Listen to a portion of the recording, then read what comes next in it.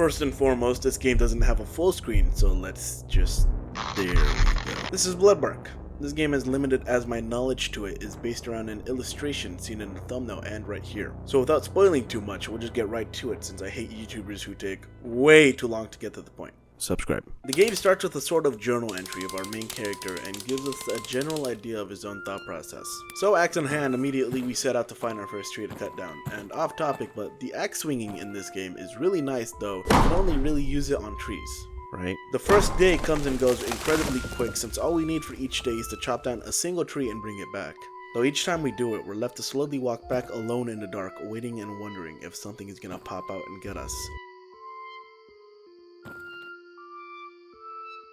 But nothing does. Day 2. The journal entry this time is of how trees function, that they're smarter than meets the eye to function in community with one another. To find another blood tree, we go off trail to be able to find one, but unlike last time, the tree community knows what we're doing. Ugh. What the hell? They warned me about this, but I didn't think it would be so real. With each chop, more blood flows out, and a disgusting wound appears for each mark until it goes down. With the wood in hand, all we do is return to the cabin again, slowly in the dark, where yet again, nothing happens. Day 3. The entry this time is yet again about trees, but this time of their evolution, that during its lifespan, they can evolve and change and even know the sound of his swinging axe. Things switch up today as the first thing we see are reporters who, upon confronting, ask us questions if we know about the danger of chopping down these trees. How they will cause us to hallucinate and imagine killing a real human instead of just a tree. This is part of the tree's evolution, but our character brushes it off, stating trees aren't that smart, but since we know what it can do, we'll be safe from its hallucinations. Once the camera's off, the lady turns off her mask and is a real bitch who's still gonna film without permission, and this is where I can mention achievements in the game, because once the conversation ends, if you try to kill her, you can't, but the game acknowledges the attempt. On our way to find the next tree, we're definitely not safe from the hallucinations because a small figure in the distance becomes a towering tree in no time. You don't scare me. After cutting it, our character is starting to have some doubts about this job. The effects of the tree are feeling more real by the day, and the long walks back to the cabin just keep us on edge. Oh. It's time to rest. Day 4. The entry today is about the trees yet again, but more specifically, the way they allow themselves to be chopped down with no resistance. That alone was the only warning the Force could give though, a warning to stop. Outside the cabin, the logs are leaking sap, but it looks like a large puddle of blood stayed on the floor. Now to brighten the mood in the back here is a cute little kitty. What a cute little kitty cat. Where did you come from, little fella? What's your name? No.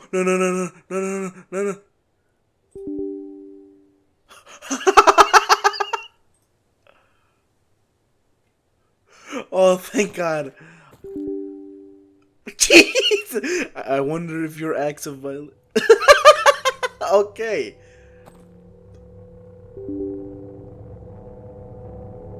Oh, fuck.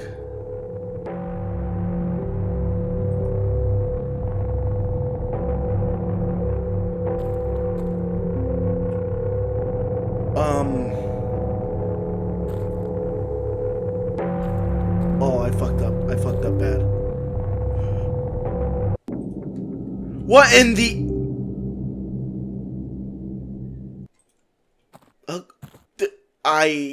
I'm at a loss for words. I did not expect all of that shit. I expected just the one pop-up.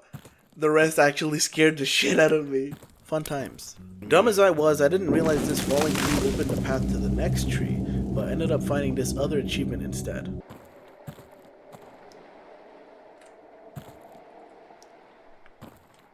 What the fuck?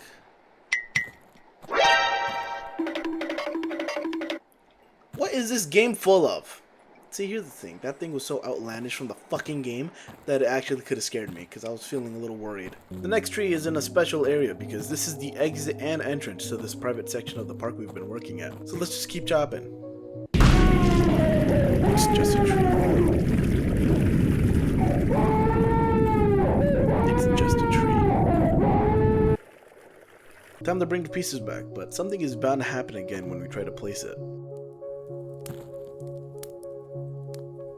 nothing happened. Day 5. Our character's mental state is clearly shaken as he's become obsessed with the way the trees work, how their community functions, believing them to be better than us humans. It's still nighttime. Despite it being day 5, we didn't sleep much at all and decided to go for a walk to clear our mind. On this walk, there's this achievement, if you even want to call it that, where a car blaring music is nearby and we can have a unique interaction with it.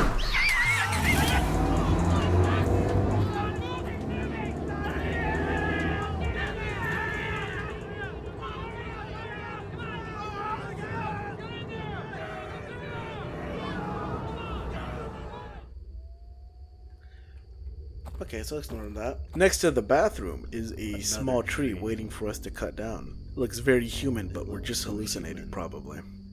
You're just a tree. You are just a tree.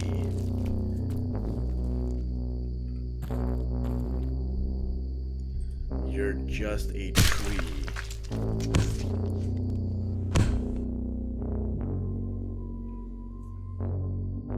With yet another long and lonesome walk ahead of us, all we can do is contemplate if these logs are just logs or not, and rest up for day 6.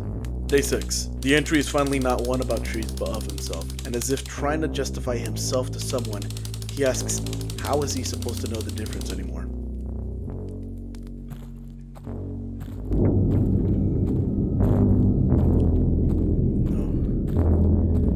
No, you're lying. Whoa. They were trees. They were all... Oh, shit.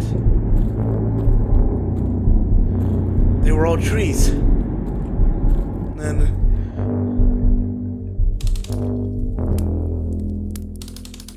they reshaped my brain. My inner workings. Can a plant take away your humanity?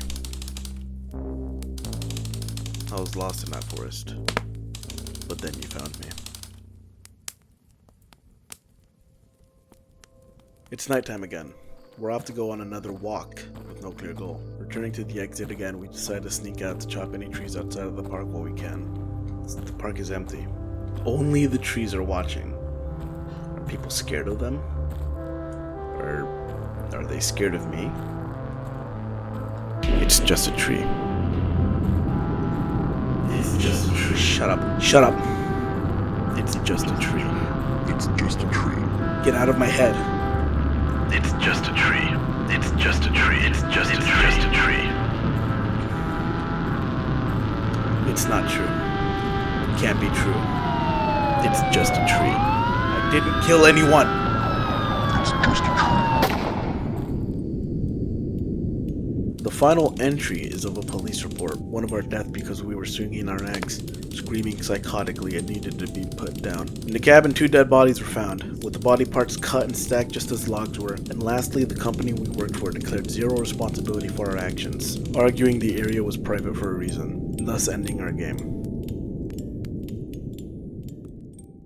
But what if it didn't? What if we changed something earlier in the game? Something as simple as stranding the reporters in the park with us. Let's rewind all the way back to day 3. After encountering the reporters, we can chop down the tree that opened the final area for us immediately, and on our way back there we can see the van that they used. So naturally, we hack their tires flat, and the next day we can talk to them both for much longer. Though we can talk to the female reporter alone, and she gives us a lot of attitude, so in a very justified response, we calm things down.